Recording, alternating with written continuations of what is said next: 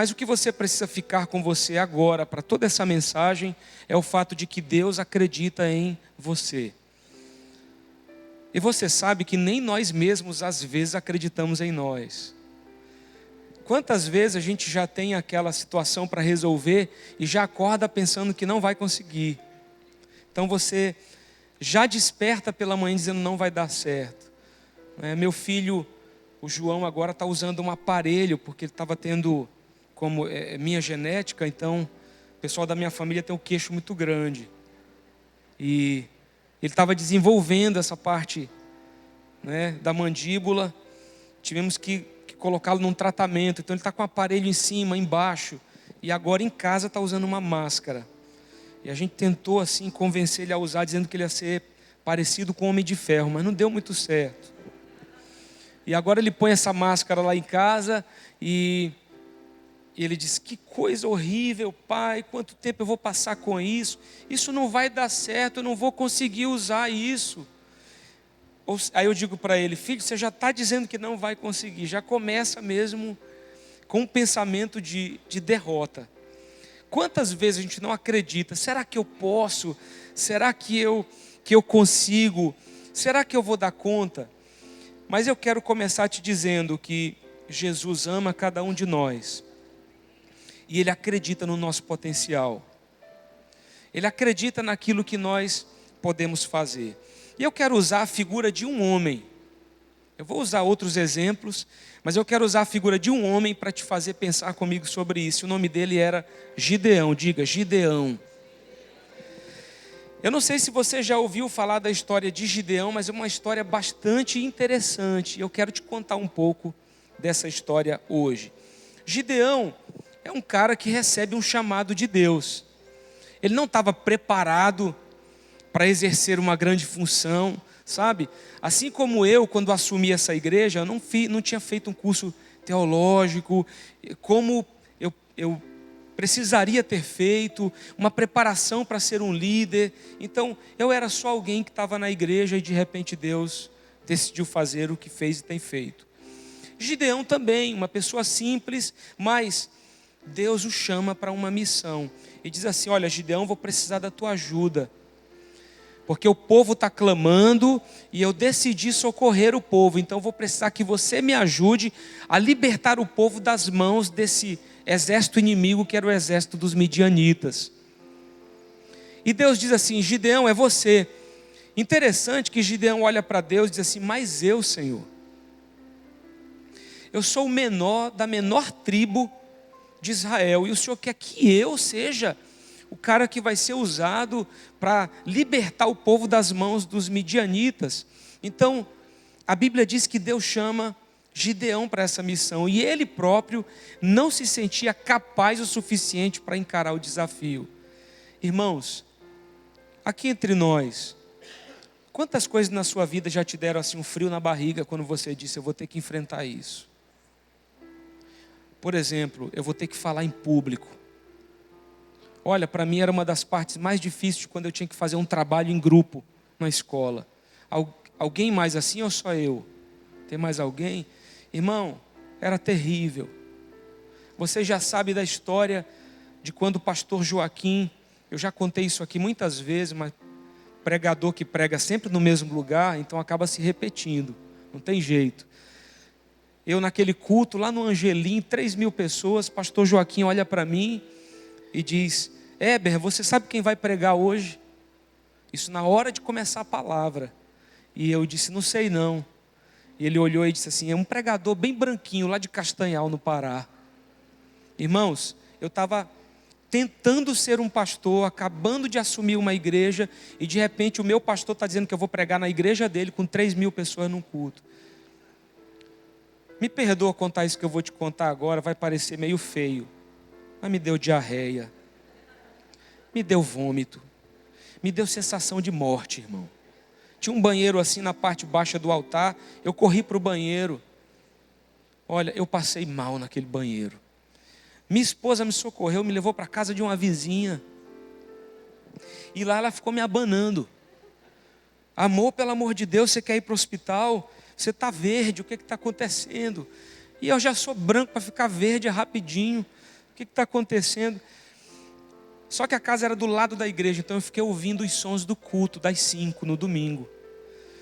E aí eu vi que alguém começou a pregar. Quando eu percebi que alguém já estava pregando, eu falei, escapei. Graças a Deus. Estou fora. E aí comecei a ficar bom de novo, porque era tudo nervosismo, não era problema biológico, né? E aí era só emocional. Voltei para o culto das 7. E aí tô eu lá no culto das 7 com a minha esposa, que perdi o das 5. Ele olhou para mim e disse, meu filho, você estava ruim. Olha, você ficou verdinho. Falei, pastor, o que foi que aconteceu? Eu falei, não sei, acho que eu comi alguma coisa estragada. Mas deixa que eu estava dando uma desculpa, porque olha, eu estava ruim. Aí disse assim, você está bem agora, meu filho? Falei, graças a Deus, pastor. Aí ele disse, então você prega no culto das 7 agora. Irmãos, subi naquele altar, minha esposa se lembra. Se você disser assim, o que foi que você pregou, pastor? Eu não sei até hoje. Eu comecei num assunto, depois pulei para outro, na metade eu estava em outro, no final em outro, e depois eu nem sabia mais o que eu estava dizendo. Quem já passou por isso aqui, de pregar desse jeito? Eu me lembro da pastora Fabiana, a primeira vez que ela pregou aqui na igreja.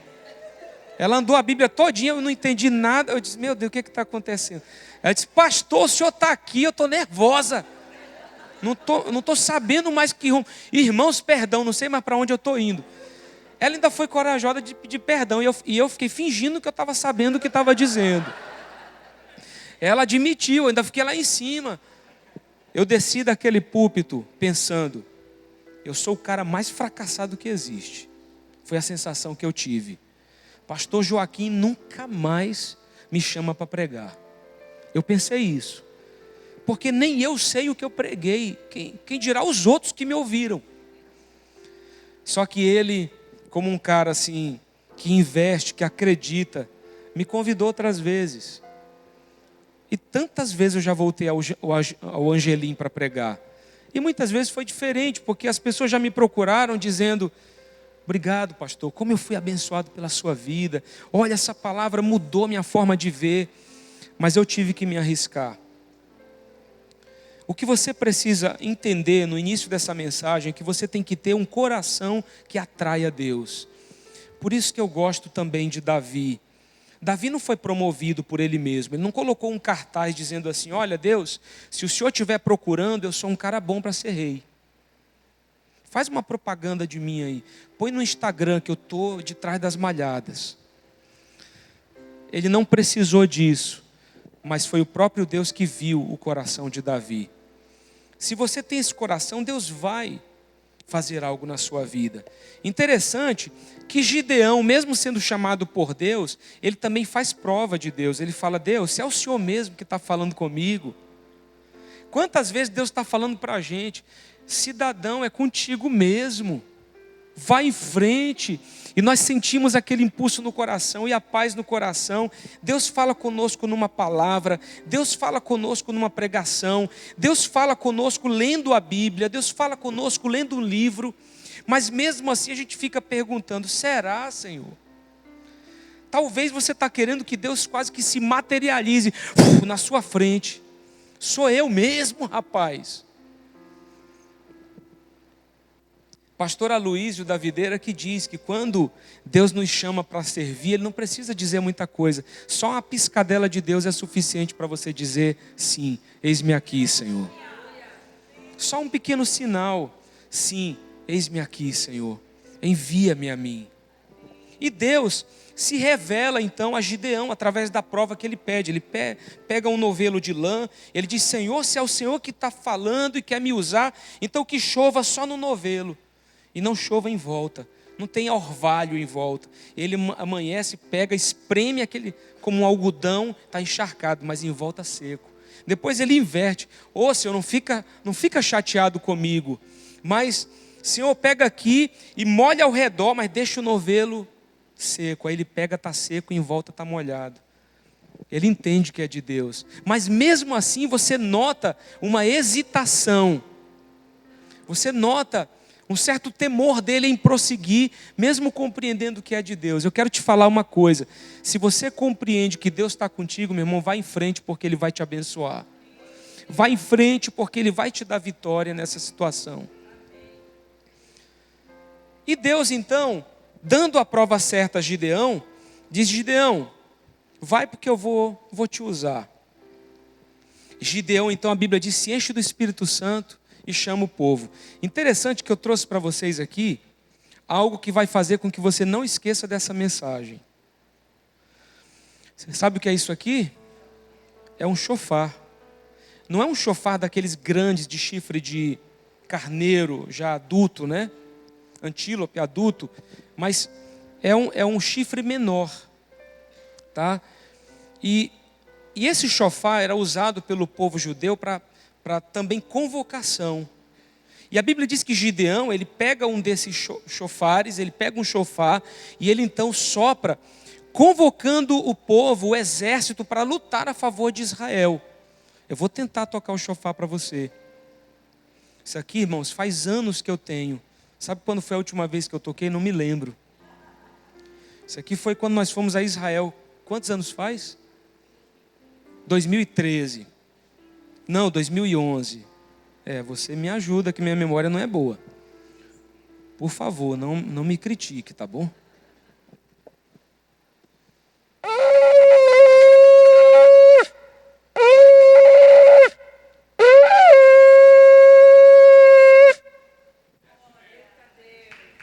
Glória a Deus.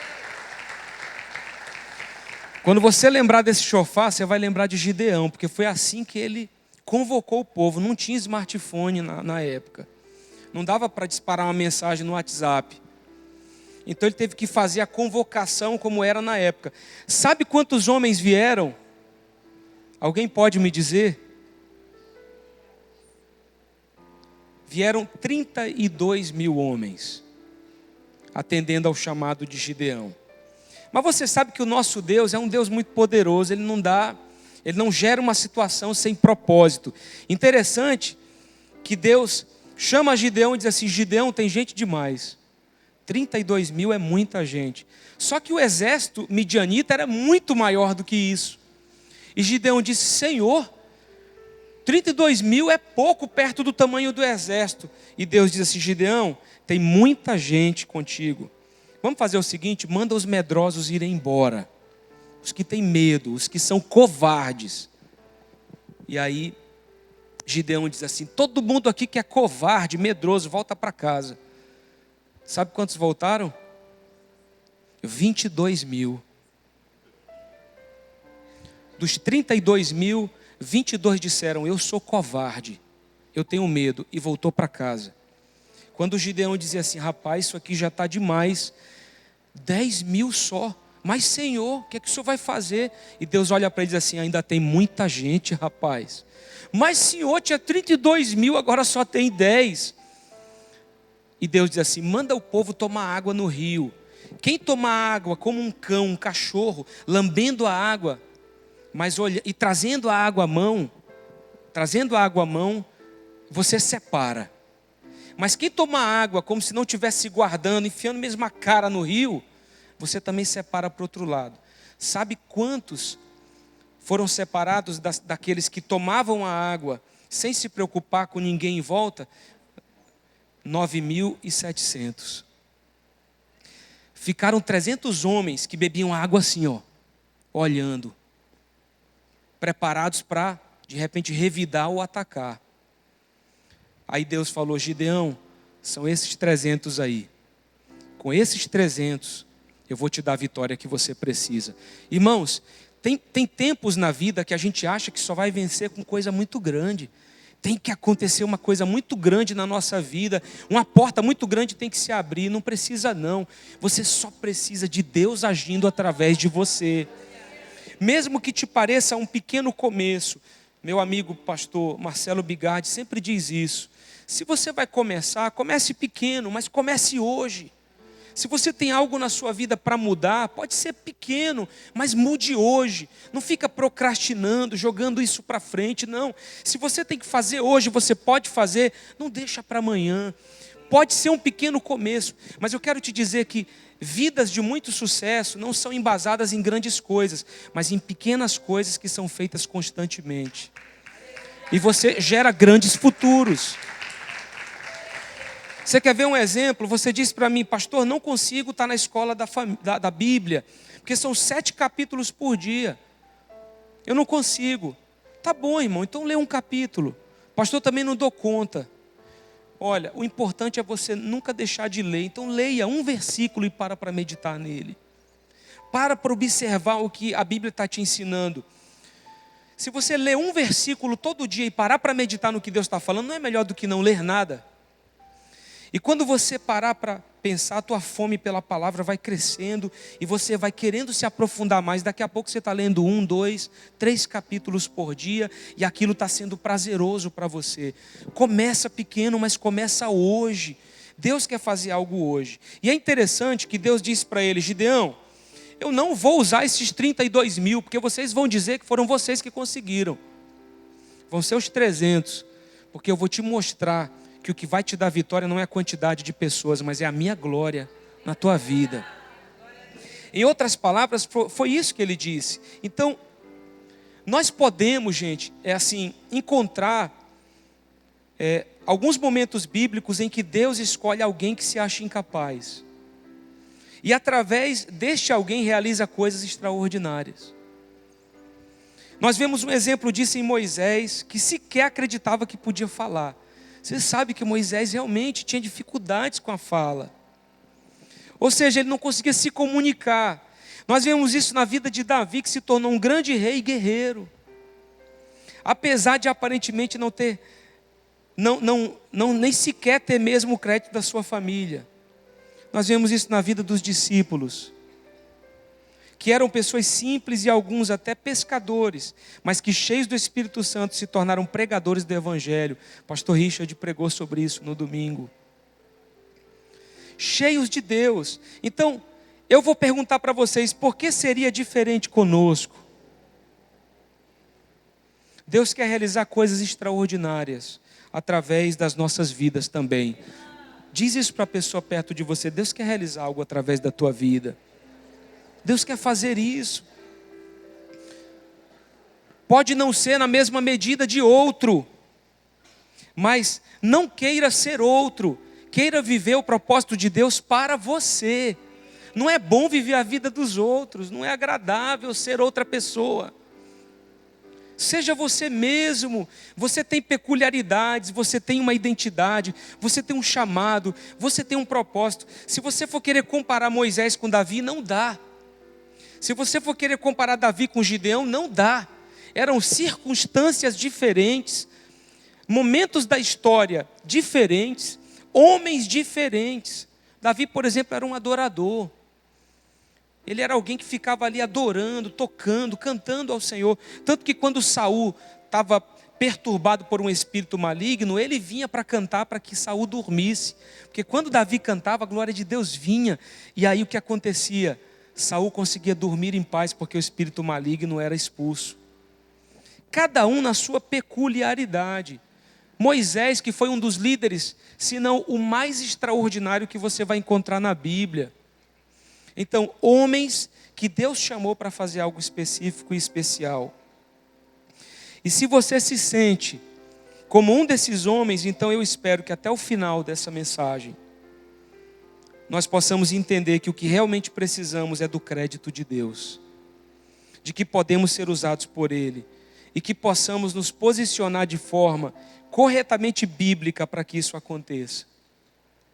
Nós acabamos de ler esses textos, na verdade, de passar por esse contexto da vida de Gideão, e eu acredito que alguém aqui pode estar se identificando com isso. Meu Deus, eu me sinto incapaz diante daquilo que o Senhor está me chamando para fazer. E muitos homens na nossa história também se sentiram assim.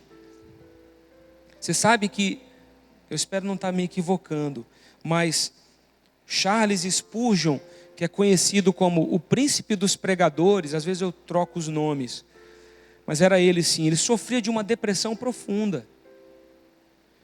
Uma dificuldade tremenda de se relacionar com as pessoas.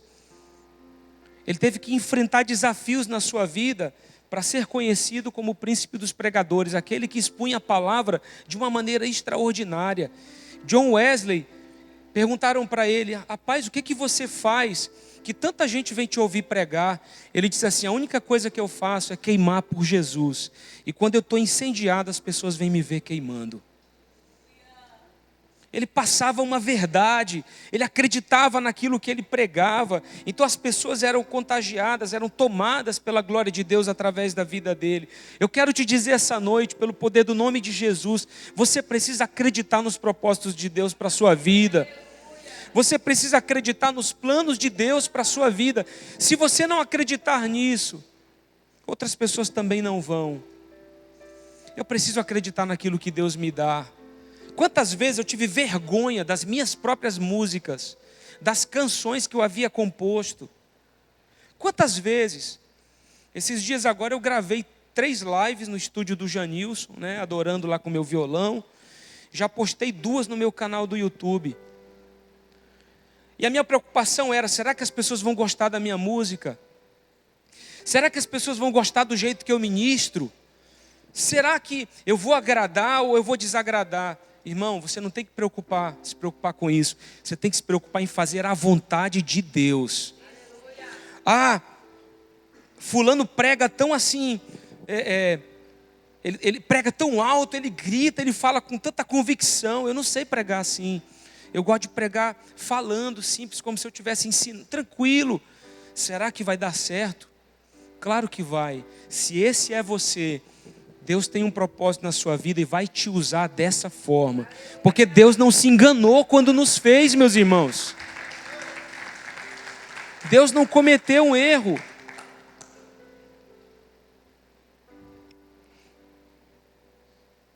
Deus levantou Gideão por causa do clamor de um povo. Os filhos de Israel haviam feito aquilo que era mal aos olhos do Senhor. Por isso clamaram. E Deus levanta Gideão para trazer libertação àquele povo das mãos dos midianitas. Deus está nos levantando, meus irmãos. Eu não sei se você já parou para pensar, mas a gente está vivendo os últimos dias.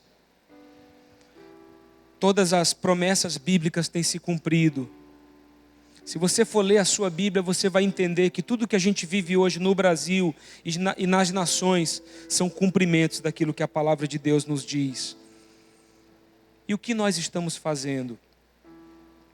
Eu quero te dizer que pode até estar adormecido isso no teu coração, mas todos temos um potencial a ser despertado e desenvolvido. Quando Deus olhou para Gideão, sabe o que ele estava fazendo? Malhando trigo no lagar. Eu não sei se você já ouviu sobre isso. O lagar não era um lugar para você mexer no trigo, era um lugar para você pisar as uvas para o vinho. Mas Gideão estava usando o trigo no lagar.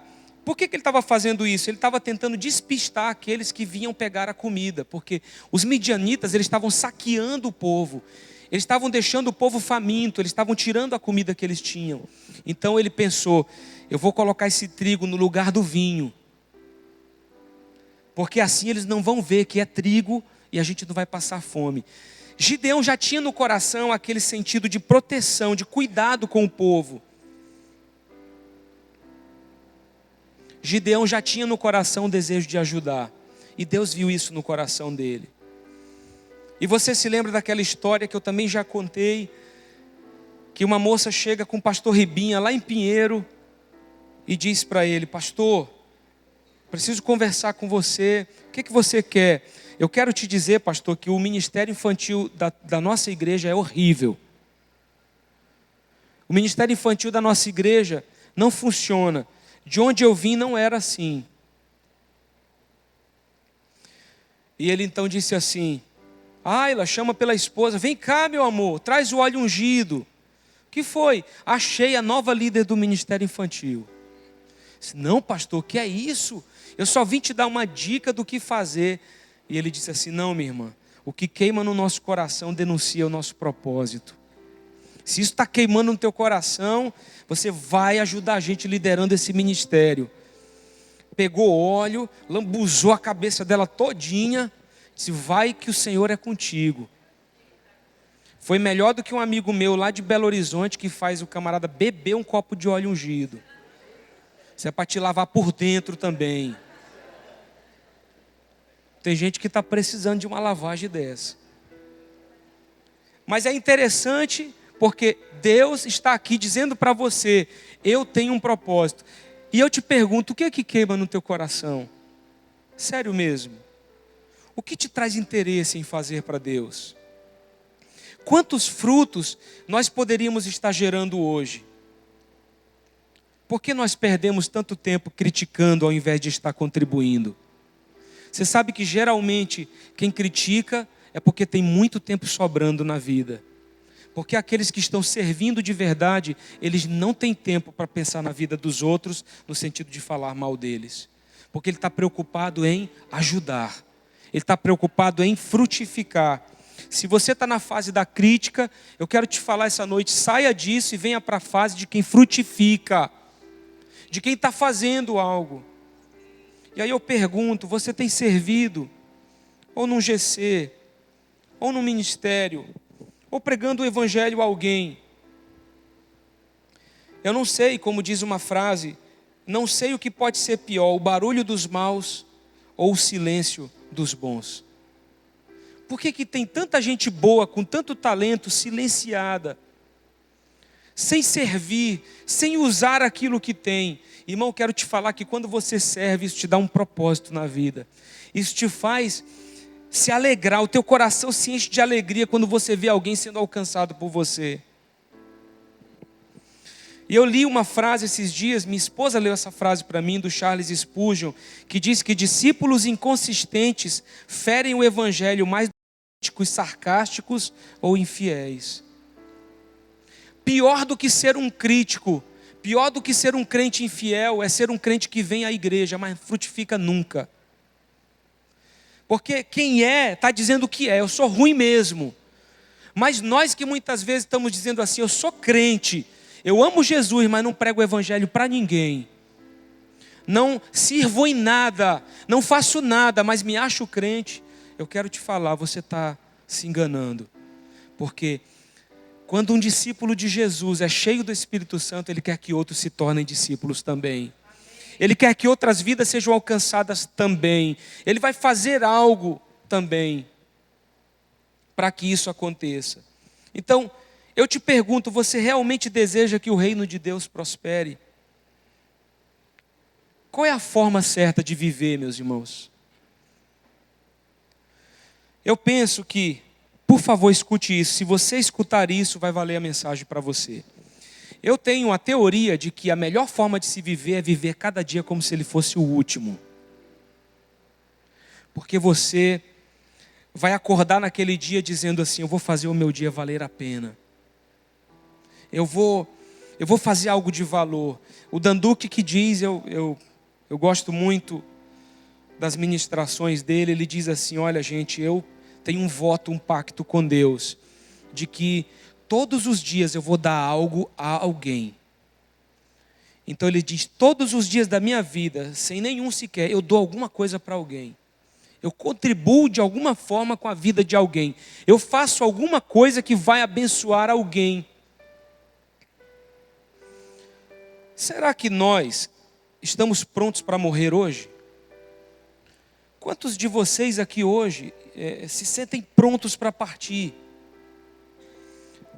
Pastor, estou vivendo no centro da vontade de Deus, estou cumprindo o meu chamado, estou vivendo o meu propósito. Se eu morrer agora nessa cadeira, na hora que eu chegar diante do Senhor, eu vou dizer para Ele, Senhor, eu estava fazendo o que o Senhor mandou. Quantos de vocês teriam coragem de dizer isso? Quantos de vocês que estão aqui afirmariam isso? Eu estou vivendo uma vida segundo o coração de Deus. Ou vocês diriam, olha, se eu morrer hoje, pastor, nem sei para onde eu vou.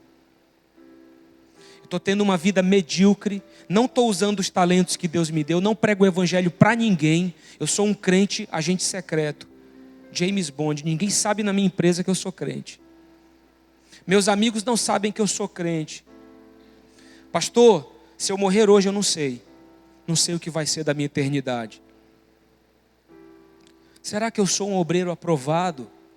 Paulo diz a Timóteo: ei Timóteo, você tem que ser esse obreiro aprovado, que não tem do que se envergonhar e que maneja bem a palavra da verdade. Você tem que conhecer a palavra de Deus. Então como que eu estou vivendo hoje? Não esqueça que Deus acredita em nós, mas como eu estou vivendo hoje? Deus chega para Gideão e Gideão diz assim: mas Senhor, será que sou eu mesmo? E ele diz assim: rapaz, eu não estou te dizendo homem, eu sou contigo, homem valente. Cara cheio de medo, meu irmão, nervoso. O senhor tem certeza? Eu sou o menor do menor de tudo. E Deus diz assim: eu sou contigo, homem valente, corajoso. Deus é tão maravilhoso que Ele extrai de nós coisas boas. E quando você diz assim: eu não posso, Deus fala: você pode. Eu coloquei isso dentro de você. Você é forte, corajoso. Deus falou isso para Josué. Moisés morre, Josué assume o lugar de Moisés na liderança do povo. E Deus chega para Josué e diz assim: ei Josué, eu serei contigo, assim como eu fui com meu servo Moisés. Por onde quer que você for, eu serei contigo. Seja forte e corajoso, porque eu te mandei. Vá em frente. Vai lá, você vai dar certo, porque eu sou contigo. O crédito depositado por Deus em nossas vidas independe do que pensamos ou do que os outros pensam de nós mesmos.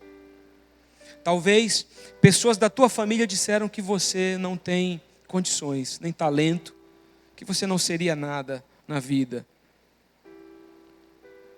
Mas eu quero te dizer, o Senhor é conosco, Ele nos chamou, Ele vai nos capacitar.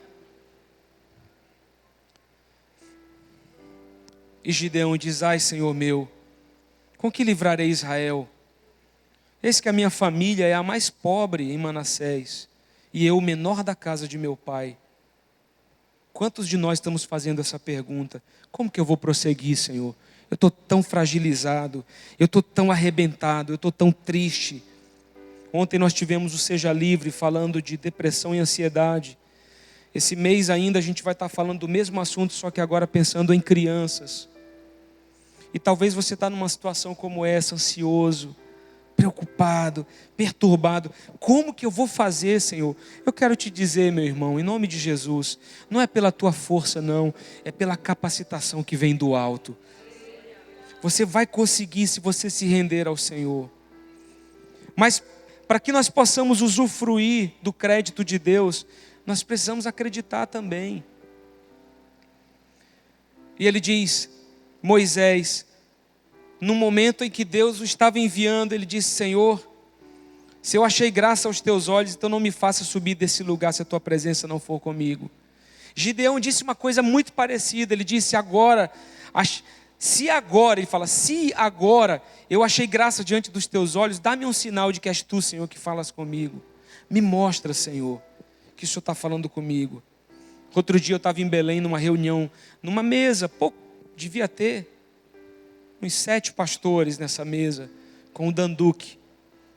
E o Danduque passou 2 horas falando e a gente só ouvia. E absorvendo aquilo tudo. E teve uma hora que eu disse assim, só no meu coração, me lembrei de uma situação que Deus está colocando diante de mim. Uma coisa boa, mas que dá medo de abraçar. Aí eu falei assim: Deus, se o Senhor tem esse negócio para mim, eu já tinha até preparado essa mensagem. Eu falei: Deus, eu estou fazendo igual o Gideão. Fala comigo, Senhor, me dá um sinal. Aí o Danduque estava sentado aqui na cabeceira da mesa e eu estava aqui no meio. Começou a vir uma presença de Deus naquela sala. Um mover do Espírito Santo. Um amigo meu, Carlinhos, pastor lá de São Paulo, começou a chorar, de soluçar na minha frente. E eu já estava aqui também, de olhar para ele eu já queria chorar também. Aí eu já estava aqui, de repente o Danduque se levanta, vem até mim. Irmão, não foi por rumo de mais ninguém. Colocou as mãos nos meus ombros e nos ombros da minha esposa e disse: não precisa ter medo. Fui eu que te escolhi. Você não precisa ter medo. Deus te escolheu para essa missão. Orou por nós. Eu tenho gravado aqui no meu celular. Voltou para a cadeira dele. Eu saí dali com a resposta que eu queria.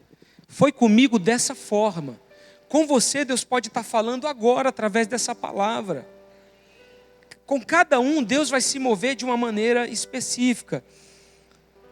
Se eu achei graça, Senhor, diante de Ti, então vai comigo, eu não quero sair desse lugar sozinho. Senhor, eu vou procurar um emprego, vai na minha frente. Vai na minha frente, Senhor, abre uma porta para mim, me ajuda. Quero trabalhar, me mostra algo, me dá uma ideia, Pai, fala comigo, me dá uma estratégia. E Deus vai te mostrar num sonho, Deus vai te mostrar de alguma forma aquilo que Ele quer da sua vida. Quando Deus te mostrar, você também precisa buscar ser cheio da presença de Deus para seguir em frente. A Bíblia diz que o Espírito do Senhor revestiu a Gideão, o qual tocou o chofar e todo aquele povo se juntou após ele.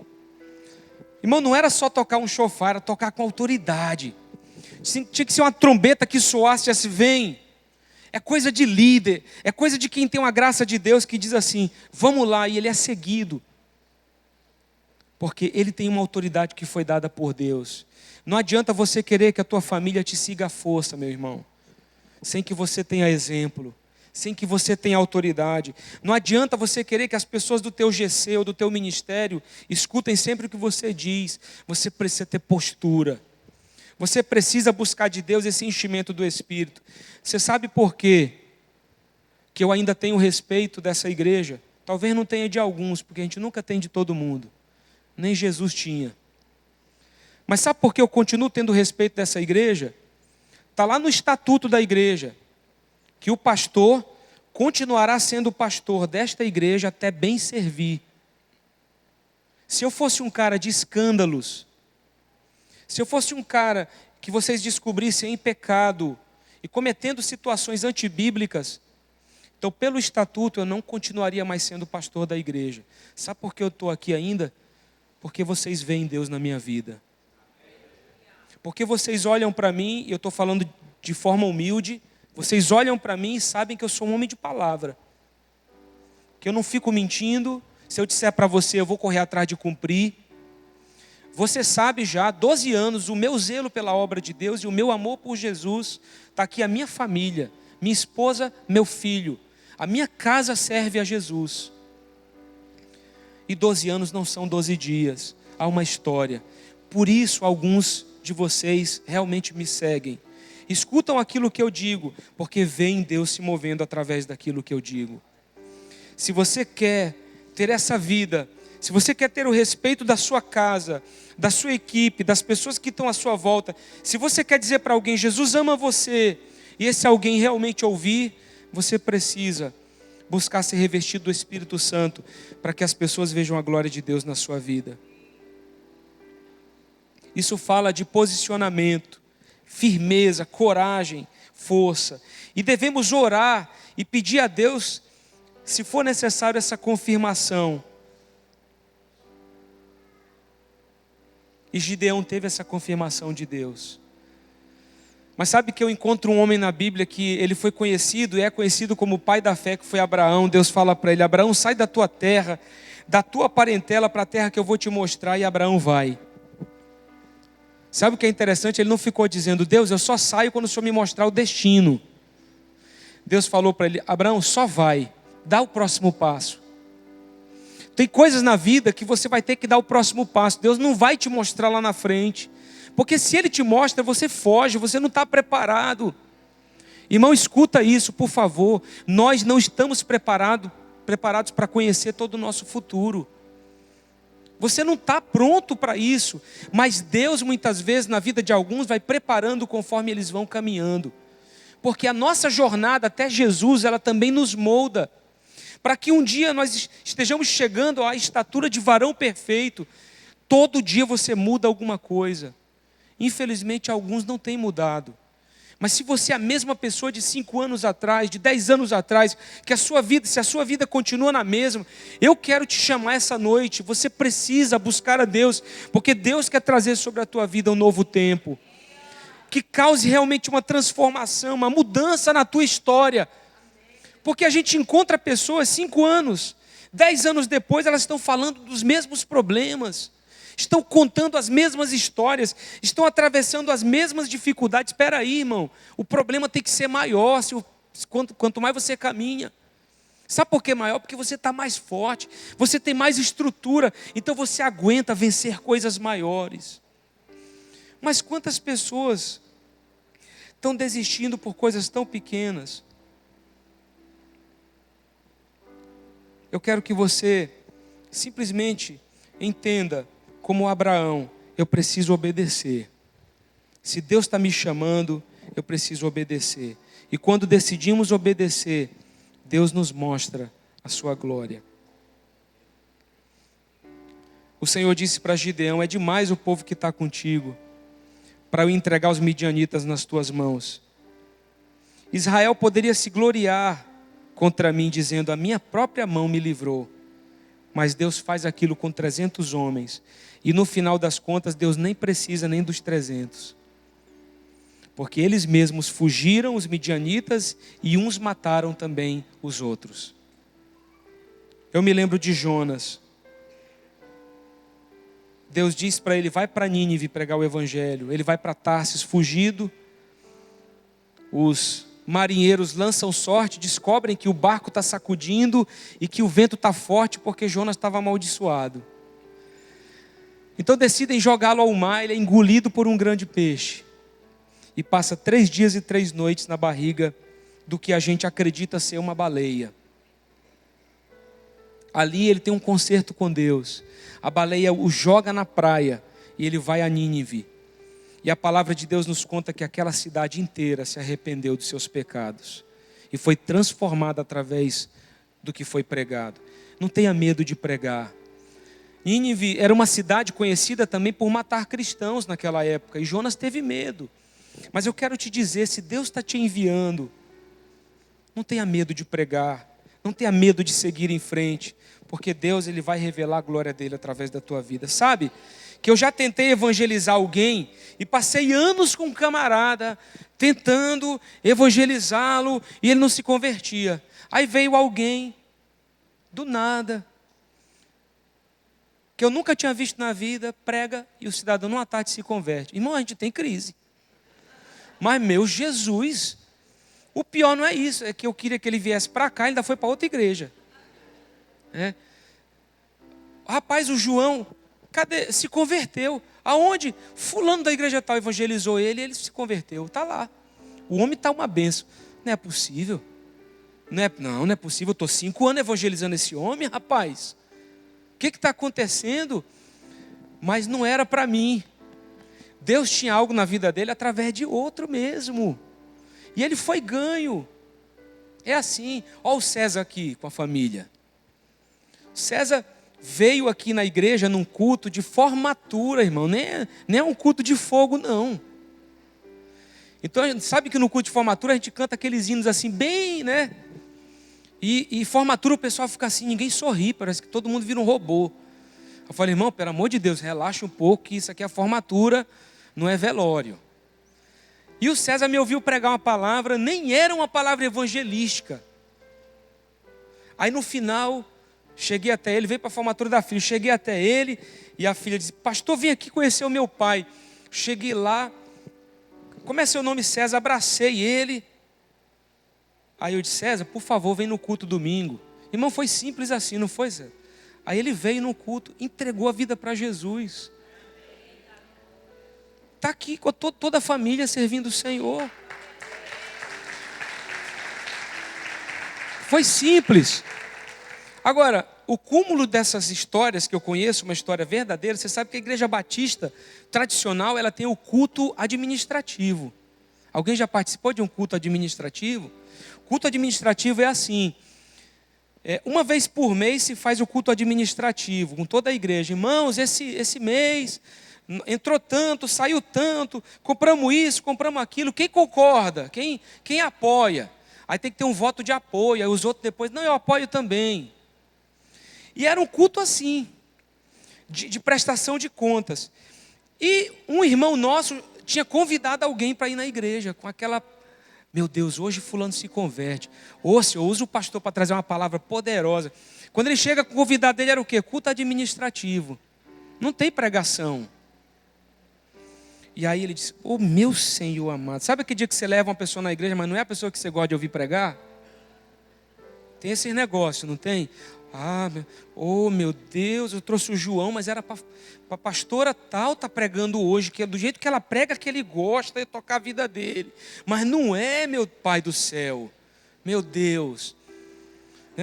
O pastor Richard, ele fala, ele parece que é um estrangeiro lá do Equador falando português. Mas aí o fogo de Deus veio, foi poderoso, foi maravilhoso. Não, eu gosto de fulano, ciclano, beltrano.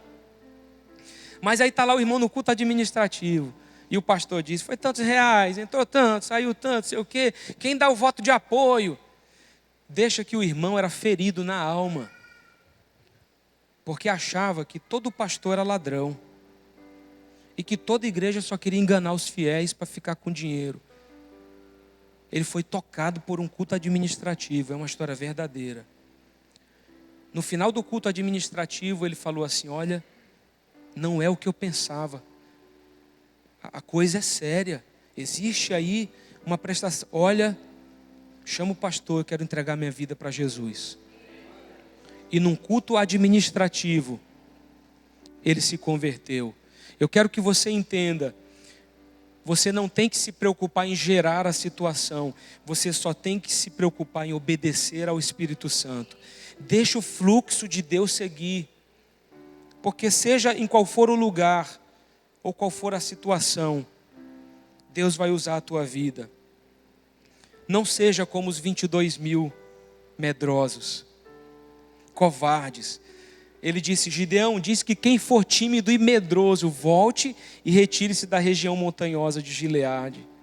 Então voltaram do povo 22.000 e 10.000 ficaram. Quem nós somos, meus irmãos? Corajosos ou medrosos? Olha, eu já fugi de muitas situações. Está aí o meu irmão, pastor Ebervan. Me lembrei de um culto agora. Quantos anos faz isso, Ebervan? 20 anos. Então eu tenho 38, eu tinha uns 18. Uns 17, 18. Quem aqui é velho bastante para ter assistido um filme no cinema de Castanhal que ficava no lugar onde há Plásticos Amazônia? Eita, meu pai, meu Deus do céu, olha aí. Tinha aquele cinema que ficava bem ali. E aí uma igreja universal, depois que o cinema acabou, ela alugou o espaço. Ali era a igreja universal. E a igreja universal chamou a nossa banda para tocar na época num culto. Né? E a gente tinha ensaiado, tipo assim, algumas canções específicas. Tá? Então, a gente estava com o repertório pronto. Chegando lá, uma multidão de jovens começaram a gritar para a gente cantar música que a gente nunca tinha ouvido na vida. Não sabia. Sabe o que fiz, irmão? Eu corri. Não é brincadeira. Eu corri do lugar. Eu fiquei tão nervoso, em pânico, que eu saí correndo e o Bervão correndo atrás de mim. Ei, rapaz, não vai embora. Dobrei a esquina. E o pastor Bervão voltou para se virar lá com quem ficou. Você imagina eu correndo, dobrando uma esquina? Pois eu fiz isso. De vergonha, de não saber as músicas que estavam sendo pedidas. Alguém já aqui correu de dobrar a esquina de nervoso? Olha só, eu sou pior que você, irmão. E eu estou aqui, olha, há esperança para a sua vida. Você pode aplaudir Jesus? Mas que tipo? Eu já estou terminando. Nós somos os cães vigilantes ou os ajoelhados entregues sem vigilância alguma. Aqueles que beberam a água, observando a sua volta, foram os 300 escolhidos. Eu quero te falar, vigia, meu irmão. Porque o diabo muitas vezes nos pega em coisas pequenas. Cuidado com a internet. Cuidado com aquilo que você vê na rua. Cuidado se você é casado com a sua colega de trabalho. Cuidado. Sabe o que eu acho que é prudente fazer? É dizer logo para ela que você é crente, casado e ama sua mulher. Na oportunidade que você tiver. Diferente do Bigard, talvez um dia ele ouça isso, ele contou aqui. que quando a esposa dele trabalhava, quem conhece o Bigardi? Bigardi é fortão, né? Grande. A primeira coisa que ele disse que fez foi ir até a loja concessionária para dizer assim, olha, eu sou o marido dela, viu? Pegou na mão dos homens vendedores. Vem cá, Edu. Que prazer te conhecer. Sou o marido da Vivi. No meu caso, sou o marido da Edilane, tá? Estou por aqui na área, qualquer coisa eu posso vir aqui, tá bom? Prazer, Edu, ó. O cara, meu Senhor amado. Quando a Vivi chegava perto, o cara, não, resolve com outro aí, comigo não. Já ela dizia que colocava o quê? Um porta-retrato. Chegava linda no trabalho do marido, cabelo escovado. O que mais que mulher faz? Faz de tudo. Um dia, arrumada, cheirosa, chegou lá, parecia que para o Oscar. Cadê meu marido? Onde é que ele está? Olha, não vim falar com ele, olha, eu sou a esposa do fulano. E já chegou assim, olha, ele é casado. Eu quero te falar, meu irmão, vigia. Não flerta com o pecado, não. Se a mulher chegar para você e dizer assim, ô João, você está tão cheiroso hoje, né? Esse é um perfume que a minha esposa mais gosta. Eu coloquei para ela. Acaba com isso. Para de flertar. Ah, você achou? Vai pensando que tu escapa. Vai achando que, não, eu sou forte. Ninguém é forte o suficiente para isso. Você precisa vigiar. São pequenas coisas. Ninguém começa roubando um banco. Ele começa às vezes roubando a carteira do pai. É só uma nota de 5, de 10 reais. Mas um dia ele pode se tornar um ladrão de banco. Roubar grandes quantias. O adultério nunca começa já dentro de um motel. Não. Ele começa às vezes com um pequeno elogio. Você está tão bonita hoje. Uma pequena coisa vai seduzindo a ponto de te afundar. Então, eu quero te dizer nessa noite, eu estou terminando. Nós somos chamados para ser parte dos 300. Nós somos os 300. E tem aquele filme, Os 300 de Esparta. Que eles lutam até a morte pelo seu povo, mas lutam bravamente. Só que no nosso caso, nós estamos do lado do exército vencedor. Nós vamos vencer e nós já somos mais do que vencedores em Cristo Jesus.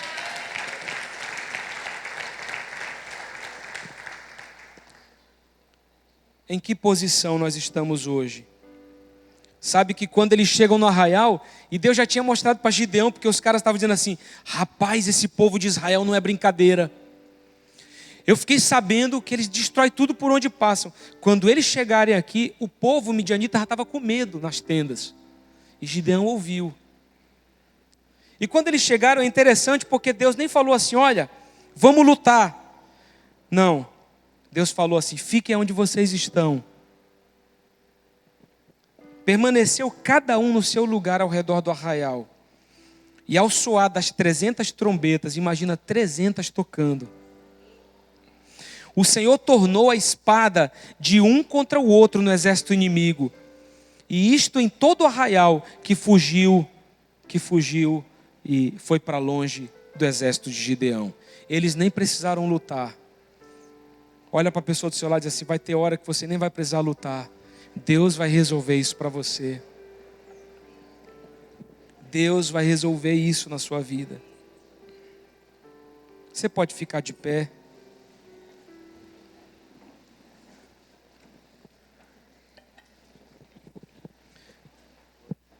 Deus acredita em cada um de nós. E diante dessa verdade, o que nós devemos fazer hoje para frutificar mais? Escute isso, o que temos que mudar em nós mesmos para cumprir os propósitos de Deus nas nossas vidas? Eu conheço pessoas que elas têm um verdadeiro amor por servir os outros. Mas às vezes a preocupação, a tristeza está abafando tudo isso. Eu conheço pessoas que se comparam tanto que estão abafando a sua criatividade. Elas olham tanto. Você que tem empresa, por exemplo. às vezes, eu não sou empresário, mas às vezes o teu negócio pode estar passando por dificuldades, não é porque é um mau negócio, é porque você está olhando muito para o que os outros estão vendendo, fazendo. Olha aqui, pede a Deus estratégias para o teu negócio. Olha para aquilo que você está fazendo. Deus vai te mostrar o que é necessário para que o teu negócio, a tua empresa seja abençoada, independente de qualquer concorrência. Você não está concorrendo, você está caminhando de acordo com a vontade de Deus. Eu me lembro de um shopping, não era um shopping, era uma praça pública, que tinham carrinhos de... Aquilo era hot dog, isso lá em Jacareí, São Paulo. Irmão, pensa na praça aqui da Matriz ou a Praça do Estrela, com um lado cheio de carrinhos de hot dog. E aqui tem muito isso, né? Praça do Estrela é batata, Praça da Bíblia, gente com batata, com hambúrguer, tudo isso. Só que era interessante porque de uns 10 carrinhos de hot dog que tinha uma mulher que fazia fila no carrinho dela, gente. Para para pensar nisso. 10 carrinhos vendendo o mesmo produto, mas no dela tinha fila. Era uma mulher crente. Olha, nem ela sabia explicar o milagre daquilo que estava acontecendo. Mas ela diz: Deus, o meu negócio é teu. Ele está abençoado e consagrado a ti. E tinha uma foto bem grande no carrinho dela, justamente de uma fila que dobrava o quarteirão para as pessoas comerem a comida dela. Se você estiver com a cabeça no lugar certo, Deus vai acalmar o teu coração. Para de ficar perturbado. Você é especial. Quantas vezes eu desejei ter o ministério de outro, por causa do sucesso dele. Quantas vezes, meus irmãos, eu estou falando de mim, eu senti inveja de outros pastores. Foram muitas vezes. Talvez você que é dono de uma empresa, você tenha inveja de alguém que tem uma empresa no mesmo segmento que a sua e às vezes está tendo mais frutos, pelo menos aparentemente. Talvez você tenha inveja de alguém que prega melhor do que você. Para com isso. Sabe quando eu comecei a ter paz no coração, quando eu falei: Deus, chega disso na minha vida. Parou com isso. Não quero nada do que os outros têm. Eu quero dar valor àquilo que eu tenho. O Senhor me deu dons, o Senhor me deu talentos. Eu vou amar as pessoas, eu vou amar o Senhor, vou amar a minha família, sendo Heber Trigueiro, é quem eu sou. Quem eu fui chamado para ser, o meu chamado como homem de Deus. Marcos 16, 17 diz: estes sinais hão de seguir aqueles que creem. Em meu nome expelirão demônios, falarão novas línguas, pegarão em serpentes, e se alguma coisa mortífera beberem não lhes fará mal. Se impuserem as mãos sobre enfermos, eles ficarão curados. Você vê que estes sinais, eles seguirão aos que crerem. Mas ele diz lá no versículo 14: finalmente apareceu Jesus aos 11, quando estavam à mesa, e censurou-lhes a incredulidade e dureza do coração, porque não deram crédito aos que tinham visto Jesus já ressuscitado. Se você quer ver as manifestações de Deus, você precisa crer. E você vai ver na sua vida aquilo que está em Gálatas 5, que diz que o fruto do Espírito é amor, alegria, paz, longanimidade. Não importa se alguém está crescendo mais do que eu. Deus abençoa a vida dele ainda mais. Não importa se tem uma igreja crescendo mais do que a que eu pastorei. Deus, eu me alegro pelo crescimento do teu reino. Abençoa, Pai. A história de Jó mudou quando ele orou por seus amigos. Paz, longanimidade, benignidade, bondade, fidelidade, mansidão. Por que eu estou tão nervoso? Eu fico explodindo tão fácil com as coisas. Está faltando mansidão, domínio próprio, porque contra estas coisas não há lei. E os que são de Cristo Jesus crucificaram a carne com as suas paixões e concupiscências. Se vivemos no Espírito, andemos também no Espírito. Não nos deixemos possuir de vanglória, provocando uns aos outros, tendo inveja uns dos outros. Mas a Bíblia também fala em Gálatas das obras da carne, que são prostituição, impureza, lascívia, idolatria, feitiçaria, inimizades, porfias, ciúmes, iras, discórdias, divisões, facções, invejas, bebedices, glutonarias e coisas semelhantes a estas, a respeito das quais eu vos declaro, como já outrora vos preveni, que não herdarão o reino de Deus os que tais coisas praticam. Mas eu quero profetizar essa noite. Eu quero profetizar, pelo poder do nome de Jesus, que você será alguém que não terá na sua vida essas obras da carne, mas que terá na sua vida o fruto do Espírito. Aquilo que a palavra de Deus declara em Gálatas 5 como fruto do Espírito, eu profetizo que isso vai transbordar na tua vida. E se você tem medo, se você é tímido, se você está se acovardando diante dos desafios da sua vida, eu quero te dizer, assim como Deus encheu Josué, assim como Deus encheu Gideão de coragem, de ousadia, Ele quer te encher nessa noite. Ele quer te mostrar que você pode. E eu termino, para a gente poder orar, dizendo para você, quando Deus me chamou para pastorear, eu achei que tinha muita gente mais capaz do que eu. Eu achei que tinham pessoas que poderiam ser um pastor melhor. Mas eu quero que você escute algo, olhe para mim. Olhe para mim. Irmão, quem vai se atrever aqui a questionar Deus? Como? Pastor, tem gente à minha volta melhor do que eu. Mas se Deus olhou para você e Ele te escolheu, é uma decisão dEle. Um grande pastor na Nigéria, uma igreja de milhões, mais de 1 milhão de pessoas, perguntaram para ele, como que você levou essa igreja a crescer tanto? Ele falou, olha, não é porque eu oro mais do que os outros, não é porque eu leio mais a Bíblia do que os outros, não é porque eu sou mais homem de Deus do que os outros. Então por quê? A única explicação que eu tenho é porque Deus olhou para mim e disse, eu vou fazer, eu vou te dar. Feche os seus olhos. Eu quero orar com você.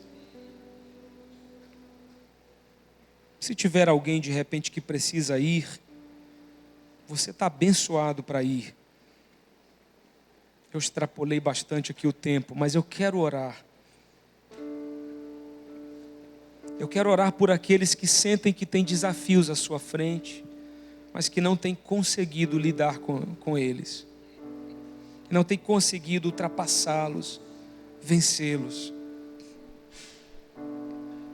Você que tem assim tanto medo, calafrio, timidez, e que não tem sido frutífero com o seu chamado, com o seu talento. Você que tem inveja da vida de outros, você só vai ser curado disso quando você se expor. Você que tem inveja da empresa do outro, do ministério do outro, da família que o outro tem, você precisa ser curado nessa noite. Você tem que sair daqui abençoado, olhando para a sua família, para a sua empresa, como o melhor de Deus para a sua vida. Isso está matando a tua criatividade, isso está matando o amor do teu coração, está se esfriando por causa disso.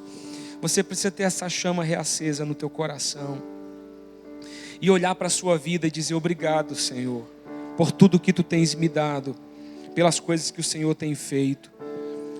Você que sabe que poderia estar num outro momento da vida, é verdade, pastor, se passaram alguns anos eu continuo nos mesmos problemas, falando das mesmas coisas, nada mudou. Eu não cresci mais, eu não amadureci mais, coisas novas não aconteceram na minha vida. Eu me sinto o mesmo de 5, 10 anos atrás. Eu quero mudar isso na minha vida. Você que está aqui, se identificando com isso, eu quero pedir que você se exponha. Se você quer que Deus haja na sua vida nessa noite. Se você diz assim, Senhor, eu tenho talentos e eu quero usar. Eu tenho vergonha de usar os meus talentos, porque parece que tem gente melhor do que eu naquele ministério. A minha voz, será que ela seria boa o suficiente? Eu quero dizer que Deus não se enganou quando fez você. Quando te teceu, te construiu no ventre da sua mãe, Deus tinha um propósito para a sua vida. E Ele quer que você viva esse propósito. Sempre vai ter alguém que canta melhor do que eu. Mas da minha forma de cantar será a melhor e com excelência aquilo que eu vou dar para o meu amado Jesus, com a voz que Ele me deu, com a vida que Ele me deu. Espírito Santo, toca corações aqui. Espírito Santo, toca corações aqui. Essa é uma noite de cura, Senhor. Se você quer ser tocado por Deus hoje, e que Deus te leve a um outro momento da tua vida, eu queria que com um coração sincero, você saísse do seu lugar e viesse até aqui perto de mim na frente. Abre o teu coração para Jesus.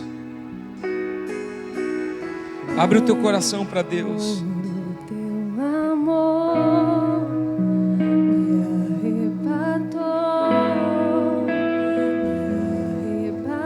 Fala aquilo que você tem no coração, te expõe para Deus.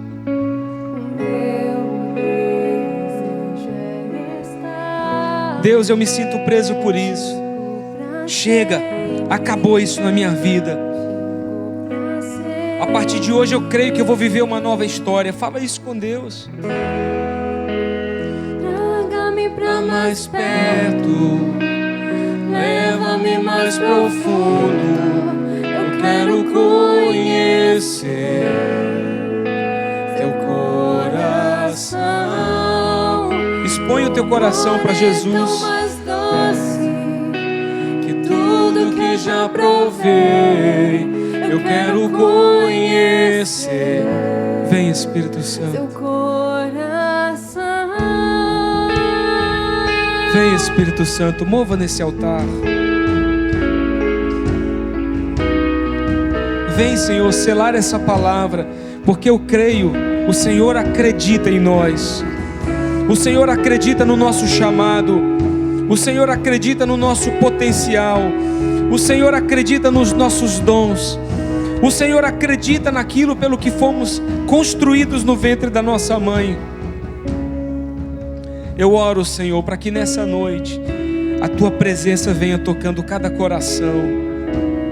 Vem, Espírito Santo, sopra nesse lugar, mova-se nesse ambiente, trazendo cura a esse coração, sobre esse medo, sobre essa timidez, sobre essa tristeza, sobre essa depressão, sobre esse coração ansioso e preocupado.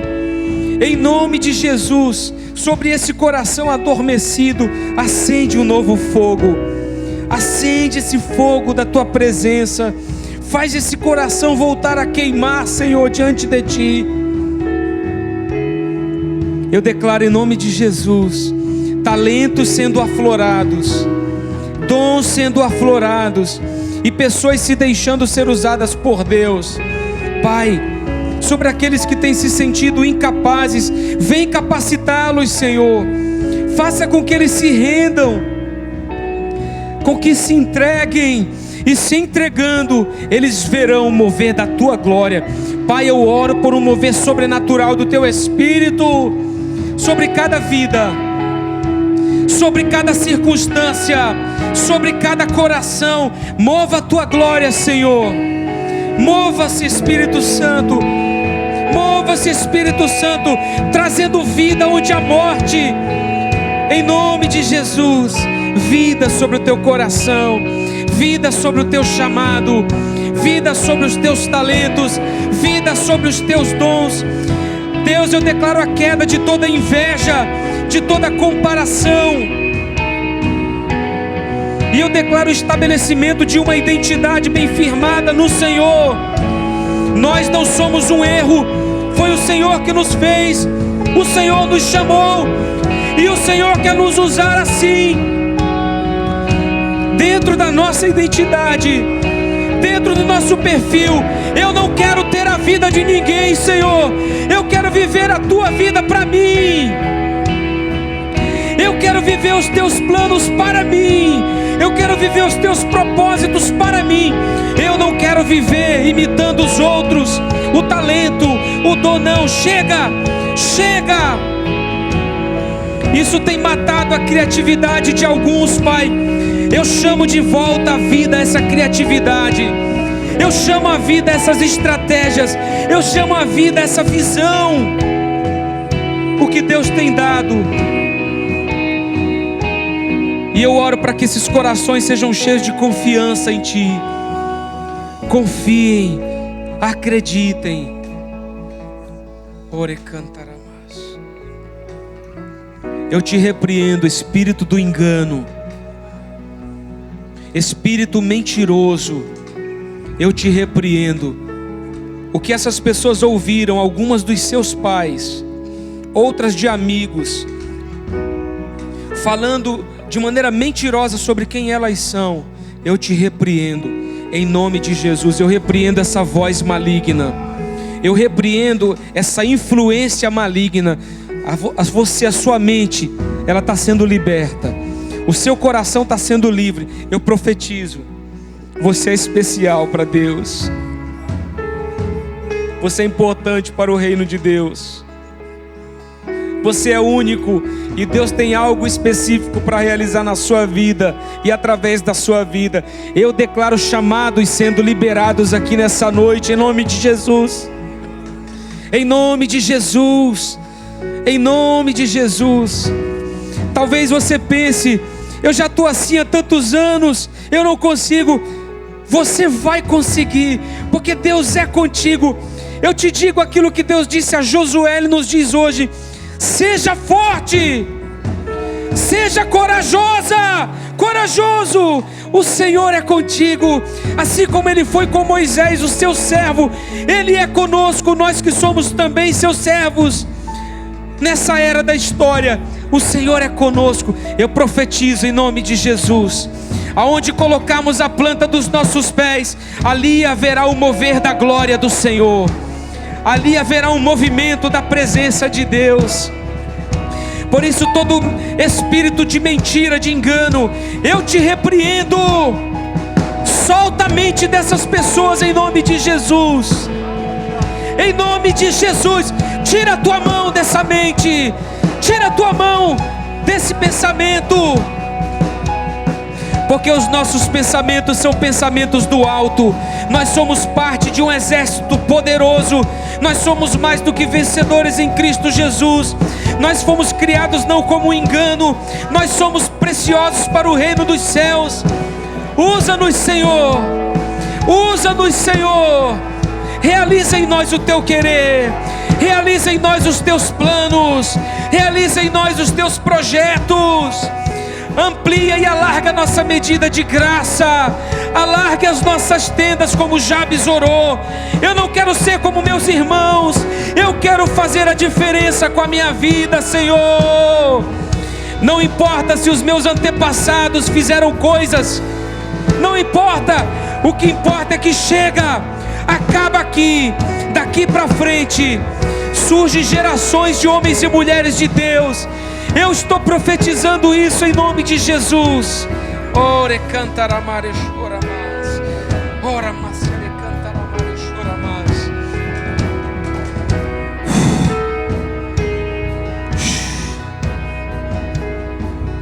Espírito Santo, vem selando cada uma dessas palavras proféticas. Eu abençoo a vida dos teus filhos aqui nesse altar. Eu declaro pelo poder do nome de Jesus que a vida deles jamais será a mesma. Jamais será a mesma. Assim como o Senhor fez com Gideão, o Senhor está disposto a fazer conosco. Nós vamos sair daqui essa noite como leões rugindo, cheios do teu Espírito, cheios da tua presença, encorajados, potencializados, armados contra o inferno, porque as portas do inferno não prevalecerão contra a igreja do Senhor. Não, jamais prevalecerão. Nós vamos conquistar essa cidade. Chegou a hora de sair de dentro para fora, Senhor. Chegou a hora de romper, Pai. Eu sinto isso no meu espírito. Chegou a hora de um rompimento. Chegou a hora, Senhor. Leva-nos para esse novo nível. A nossa igreja tem transicionado durante esse ano, Pai. O Senhor usou o Danduque para liberar palavras proféticas sobre nós há um ano atrás. Nós estamos transicionando para um tempo profético e apostólico. 12 anos como comunidade. Isso tem o símbolo de autoridade, de apostolado. O Senhor nos levanta como uma referência. O Senhor nos levanta com autoridade. O Senhor nos tira de um nível de miséria espiritual, e o Senhor nos leva para um nível frutífero. Alarga a medida, Pai. Alarga a medida de Tua glória. Alarga a medida de milagres. Alarga a medida de sinais. Alarga a medida do Teu mover, Senhor. Não só aqui nos cultos, mas em nossas casas, em nossos lares, em nossas empresas. Eu profetizo prosperidade sobre a tua vida, prosperidade sobre a tua casa, prosperidade sobre a tua empresa, prosperidade sobre as tuas emoções, prosperidade no teu relacionamento com o Espírito Santo. Eu profetizo o Senhor te conduzindo. Conduz-nos, Espírito Santo. Nós te seguimos. Nós queremos seguir esse fluxo. É o fluxo do céu. Nós queremos seguir o fluxo do teu mover. Nós queremos caminhar no centro da tua vontade. Chega de desobediência. Nós nos colocamos diante de ti como filhos obedientes. Nós queremos obedecer a tua voz. Chega de resistências. Caia toda resistência. Caia toda resistência em nome de Jesus. Toda resistência, toda prisão, todo grilhão, em nome de Jesus. Em nome de Jesus nós somos livres. Nós somos curados. Nós somos sarados. Nós somos maduros. Somos maduros em Cristo Jesus. Ore cantaramare choramar. Oh, mova o teu fogo. Mova o teu fogo nessa noite, Senhor. Vem selar essa palavra. Vem selar essa palavra, Espírito Santo. Mova o teu fogo. Mova o teu fogo, Espírito Santo. Sela isso em nós hoje. Oh, sela, sela. Marca-nos com a tua presença. Marca-nos com a tua glória. Tua glória sobre nós. Marca-nos com a tua glória. Marca